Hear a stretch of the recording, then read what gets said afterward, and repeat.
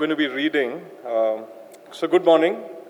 It is incredible to be here in Udaipur. Thanks, Nina and Sanjay, for inviting us, Suni and me, and also to all the sponsors for making this possible.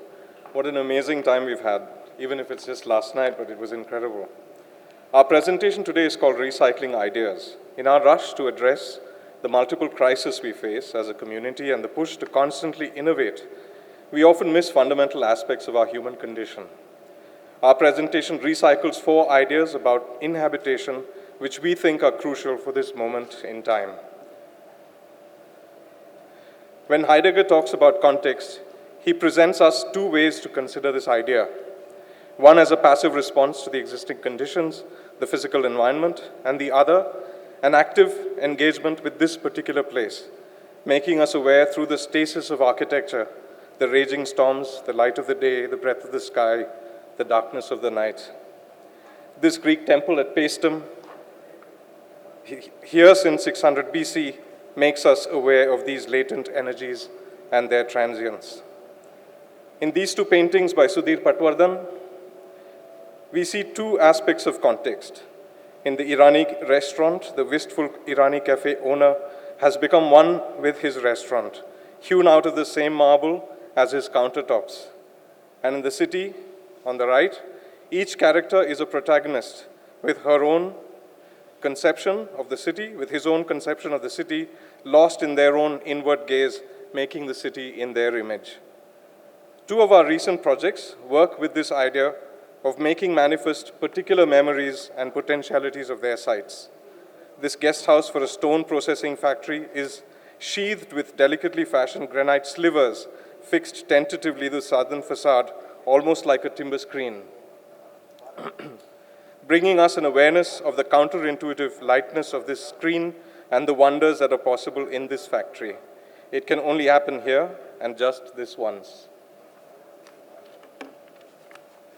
And this retail store on a defunct factory site brings to bear the memories of that past through the preservation of some of the old peripheral walls, the gable end that carries the trace of the double bay shed, and the literal evocation of a metal-framed structure, rigorous and ordered.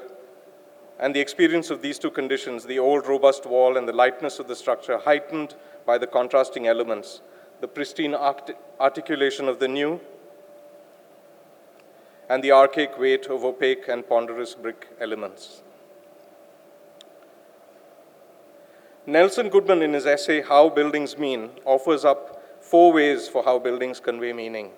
1, they can literally convey meaning through sculpture, text, articulation, and so on, much like this room, and much like our temples, where foundational narratives are represented on the surfaces. The Lincoln Memorial has many of these, of his quotes, hewn into the rock that then surround a huge statue of the man himself, deified in this temple to his memory. The importance and meaning are literal and inescapable.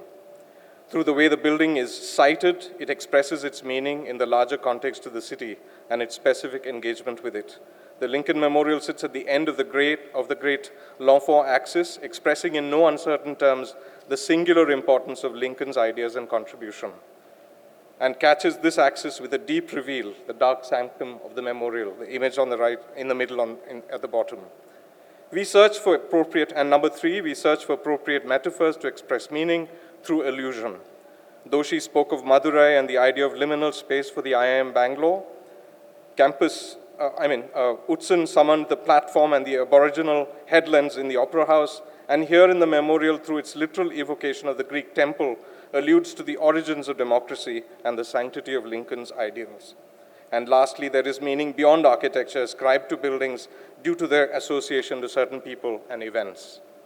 The memorial has become hallowed ground for the civil rights activists, humanitarian protests, because of Lincoln, of course, but also Martin Luther King Jr.'s Million Man March and the recent Black Lives Matter protests. We are particularly interested in the search for appropriate metaphors. Magritte's paintings show us that meaning requires an embodied engagement with the world. Neither are the image of the pipe nor the text below the real thing in the image on the left. And he also illustrates in the Key of Dreams in the image on the right that we are not passive observers and that we carry the key to unlock meaning in the world through our own particular trajectories. Metaphors come as a result of these associations and memories. In two recent school projects, we use Kahn's metaphor of the man under the tree to create rich in-between places full of light and air for chance encounters and the casual interactions that lead to real learning. These places of pause are varied in scale and enclosure, allowing multiple ways of inhabitation and exchange from gossip to performance.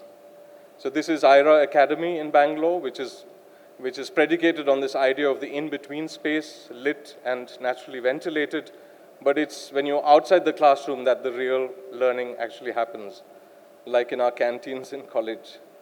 So this is IRA and all of these terraces and in-between spaces. And this is Neve Academy, also in Bangalore, where again, it is the space outside of the classrooms with the benign Bangalore climate allowing us these wonderful places for congregation and engagement.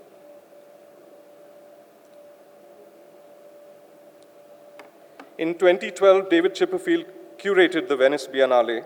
The theme was common ground, and the exhibition was predicated on the idea that good architecture doesn't happen naturally. It requires a conspiracy of circumstances and participants. Like in Cyrus Kabiro's wonderful photographs at the Kochi Biennale, we architects need to learn to see the world in different ways. Our work a reflection of our empathy and creative assimilation. That's the image on the left.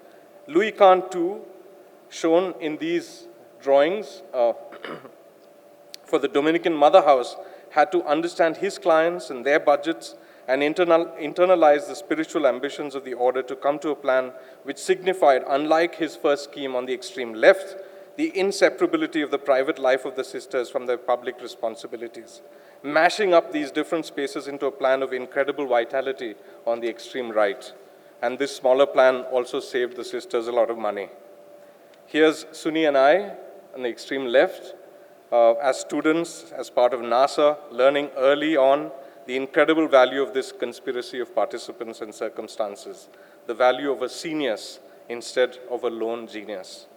And that's our gang from Hundredhands who are responsible for everything that we do.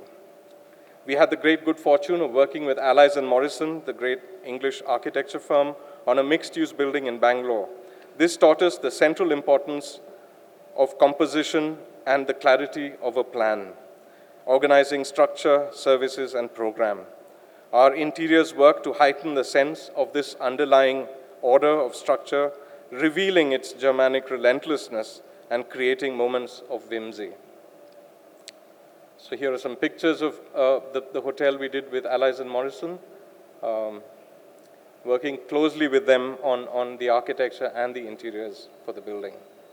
This is the penthouse on top of that building, adding a touch of whimsy and color to what is a very, very rigorous sort of architectural expression. And this is the Bangalore International Center, a small public building, won in a competition which took an interminable 7 years to do and required the active involvement of the 1,000-strong BIC membership, 27 different project architects, 11 consultants, 17 contractors, 18 distinct iterations, all for 45,000 square feet. Doesn't make any economic sense at all. I would like to submit BIC, though, as a valid precedent for the constructive coming together of many people.